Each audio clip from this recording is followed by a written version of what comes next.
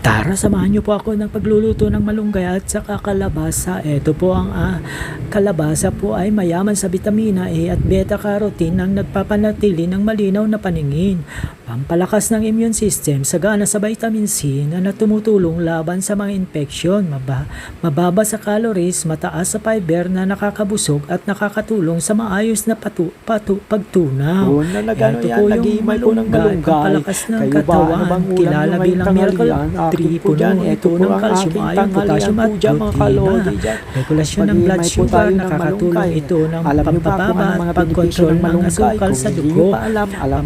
Palaban sa pero sasabihin ko po, pamamaga, mayaman sa calcium, mayaman sa antioxidant iron, na panlaban sa stress, cells pampabagal sa laban sa pinsala. Kapag pag-edad pinagsama ang ng dalawang katawan, ito ay may pagdagdag inam na vitamina sa mga nutrisyon para sa malnourished pamilya, o payat na lalo na sa mga bata. bata. Kaya Talaga ugaliin po pampalakas sa kumain katawan, po anong ng may sakit, malunggay pampalakas at sa gatas kalabasa. ng Ito po nagpapabreastfeed tayo, na naghihimay po nanoy, tayo ng lunas sa malunggay ngayong araw na to. Talaga naman constipation, po ganon, sinasama po natin nakakatulong po talaga. upang mambalanse Ganito ba kayo ng blood sugar, naghihimay ng diba? ano? Ayan yung Yan, mga malunggay. diabetic Ayan, dyan. po naman Ayan, po dyan. pwedeng Kita nyo naman po magkulang-kulang dyan pa yung kung mga paano po ganito. ako Masarap na talaga ng po naghihimay. dyan. Yung mga kulang po sa mga vitamins. Ayan po, mayaman po sa vitamin C. Mayaman din sa yung mga ano yan, benefits po ng malunggay, di ba?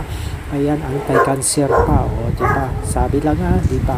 Naman po dyan, panlaban sa Ayan, sakit sa talaga naman po puso hindi o matapos-tapos ang stroke. pag-ano po natin ng Ayan, kaya malunggay. pwede po Ganyan kayong po talaga kumain. tayo lang po Galayin na yan. kumain kung hindi Inaano kayo po natin, kumakain. dami-dami po Sa mga natin gulay-gulay, malunggay ito na po ngayon. dyan, at gamot sa Isasama po sugat. sa ano Pwede yan, pang kalabasa ano yan, dahil masarap gawing po, pandesal, masustansya. ihalo lang po Diba? sa may Kayo ano, ba? harina, tapos Ganito ba ano ang yan, pag-ano yun po imasa lang ng po, ano pwede yan, na yan. malunggay? At saka ano yan, Iba po pwede yung iba bang po kasi herbal malalaki po tea? ay ang Oo, diba? nilalagay. Minsan Dami-dami nilalagay pong mga pa lahat benepisyo yan. na yan, inaano po Ito sa na ating naman po katawan. Kaya tayo, yan, sa kalabasa naman po tayo mag-ano yan, magtatanggal ng balat po dyan. Ang pinakabalat po dyan, talaga naman po masustansya, diba? Pampalinaw ng mata, sabi nga na niya. Ayan, nagluluto na po tayo.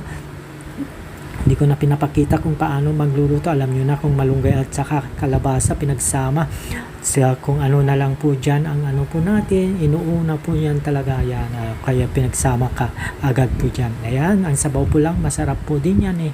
Di ba naman, parang ano lang po dyan, pinagsama na pagmamahalan, ganon, di ba naman po dyan. Kayo ba, anong ulam nyo ngayong araw na to? Ayan po naman po dyan.